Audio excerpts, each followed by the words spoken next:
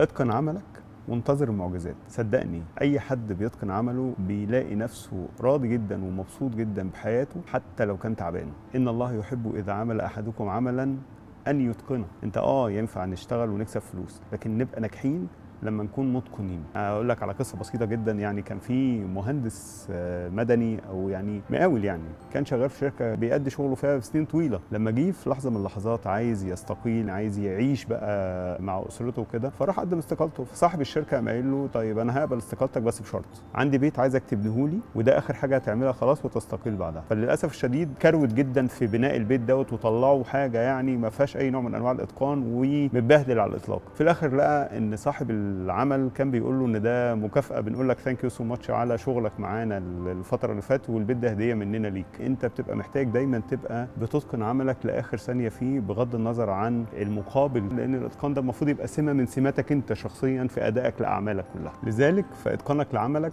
هيعود عليك انت بسمعه طيبه، ويعلمك الصبر، ويديك نجاح، ويخليك شخص مقبول جدا اجتماعيا ومحبوب بالنسبه لكل الناس اللي بتتعامل معاك.